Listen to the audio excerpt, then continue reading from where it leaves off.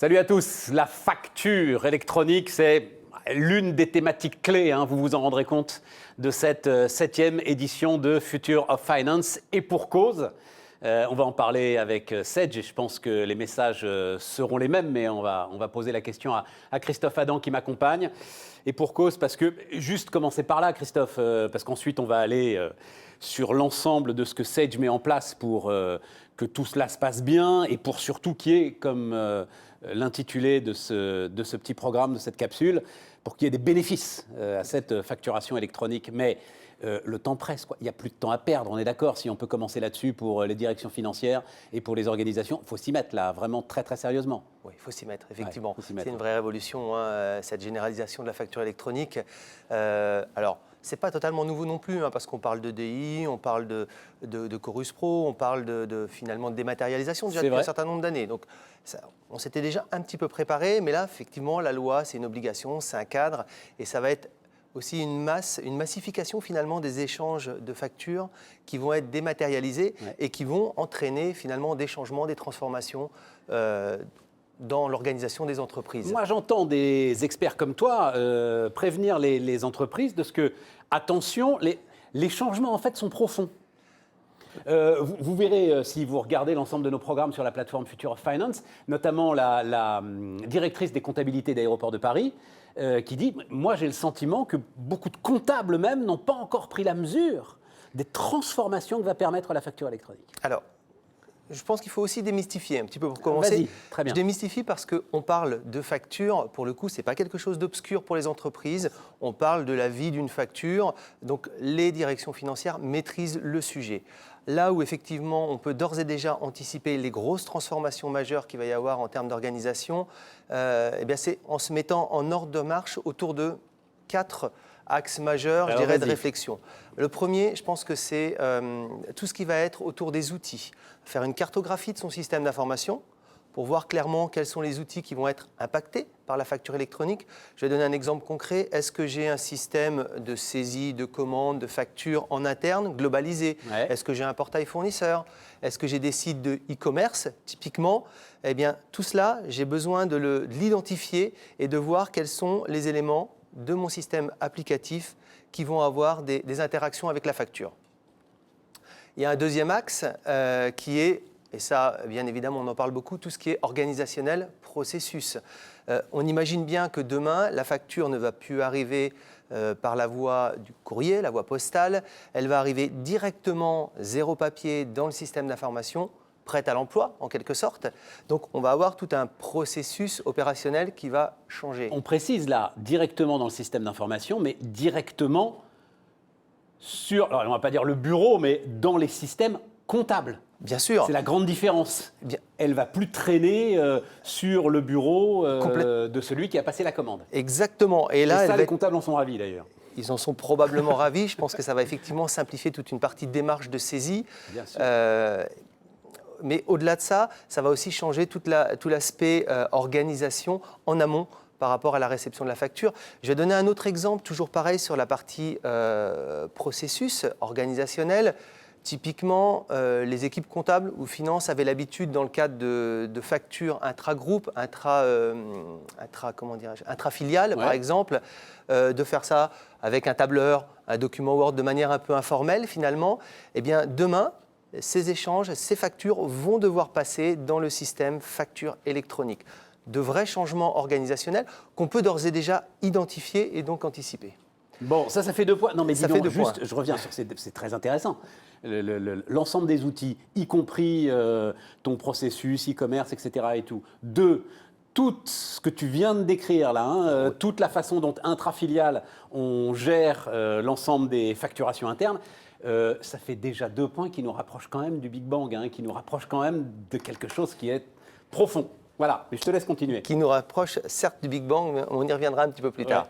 Le troisième élément, c'est la donnée, la data, la donnée qui va constituer le corps de mon système d'information au sens large. On le sait très bien, demain, pour identifier l'émetteur et le récepteur de la facture, l'annuaire, au sens du législateur, clairement, va utiliser des numéros de SIRET, des numéros de sirène, qui vont devoir être propre, clairement identifié dans mon système d'information. Tel fournisseur aura tel numéro de SIRET. Tout à fait. J'ai d'autres exemples en termes de données. Typiquement, il y aura les factures. Donc ça veut dire qu'il faut faire le ménage, c'est ça, dans la base de données fournisseurs? Il faut faire le ménage dans la base de données au sens large, fournisseur-client, pour pouvoir avoir une qualité de données qui soit irréprochable. Et ça, c'est une fois de plus quelque chose qu'on peut démarrer dès aujourd'hui. Quatrième point. Et quatrième point, effectivement, c'est finalement quel est mon système cible que j'attends pour répondre à la facture électronique au regard des 3 éléments que j'ai évoqués précédemment. Quelles sont les briques éventuellement manquantes? Quels sont les systèmes que je dois éventuellement mettre à jour? Mon ERP est-il à jour et sera-t-il en mesure d'accueillir toutes les nouveautés de la facture électronique demain? Eh bien, aujourd'hui, il est essentiel que les entreprises anticipent cet élément-là, qu'elles préparent leur système d'information, leur ERP pour le mettre à jour et ainsi, le jour où les fonctionnalités arriveront via l'éditeur, ils seront en quelque sorte prêts. Bon, ça confirme qu'il faut s'y mettre. Hein, ça confirme qu'il faut s'y mettre, on est bien d'accord. Ça confirme qu'il faut s'y mettre. Après, il y a tout le potentiel de cette facture électronique. Tu vas le chercher, je reprends tes 4 points, c'est peut-être sur la data qu'il y a le potentiel le plus important à exploiter? Alors clairement, effectivement, la facture électronique va venir encapsuler un certain nombre d'informations qui seront directement dans le système qu'auparavant on ne saisissait pas forcément dans ce système d'information, son système comptable. Et un des objectifs de la facture électronique, c'est visibilité et temps réel.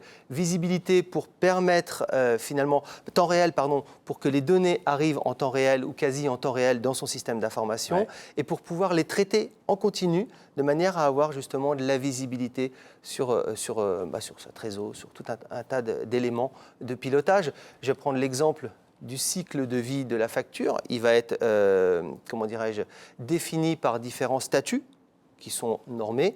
Est-ce que la facture est reçue, intégrée, validée, payée, ainsi de suite? Eh bien, cette information-là, dorénavant, les entreprises vont devoir la traiter non pas comme information de facture, mais clairement comme information de gestion. Et pour pouvoir l'exploiter, la mettre à profit dans leur quotidien, dans leur solution, par exemple, de cash management, de trésorerie ou de BI. Tout à fait. Donc, ça veut dire qu'il faut qu'il y ait des connexions étroites. Exactement. Entre cette facture et l'ensemble des outils que tu viens de citer. Qu'est-ce que le Sage Digital Network?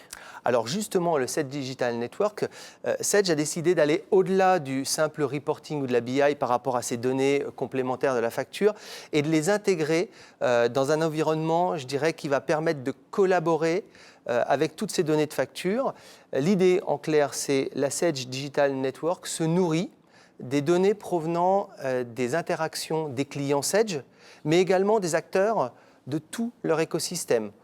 Pour faire simple, finalement, on va bien évidemment, sous réserve que nos clients aient validé et donné leur accord pour que les données soient traitées, on va les intégrer, nous allons les intégrer dans notre système, nous allons pouvoir les traiter, les agréger, pouvoir les anonymiser, bien évidemment, pour mettre à disposition ensuite des entreprises des indicateurs personnalisés par secteur d'activité, par région, par taille d'entreprise. Super intéressant. Et ça fait un outil macroéconomique finalement. Et ça, c'est justement les informations qui seront sur les factures électroniques que vous allez récupérer. Ce seront les informations qui seront sur les factures électroniques que nous allons récupérer. Et grâce finalement à ce système, les entreprises pourront décider de se comparer par rapport à leurs pairs avec des vrais indicateurs qui seront basés sur de la transaction de factures, donc des vraies données, non pas des estimations comme on peut l'avoir aujourd'hui. Un point ajouté encore, où on a tout dit là sur, c'est déjà pas mal, hein, Christophe, sur l'ensemble de ce que tu voulais communiquer sur la facture électronique? Alors, je pense que c'est un vaste sujet, mais les entreprises, nous, en tant qu'éditeurs, nous sommes prêts, nous sommes en ordre de marche avec nos outils pour commencer à délivrer dès 2023 les briques, pouvoir démarrer la phase pilote au 1er janvier 2024 et nous accompagnons finalement nos clients pour qu'ils puissent mettre en place cette démarche que j'évoquais tout à l'heure en 4 points et qui est dès maintenant finalement déployable en quelque sorte dans l'entreprise pour se préparer à sereinement franchir ce Big Bang. Merci Christophe. Voilà, Sage et donc la facture électronique et les opportunités de la facture électronique. D'autres modules sur ce sujet sont d'ailleurs disponibles et puis tous les sujets sont à votre disposition sur la plateforme Future of Finance.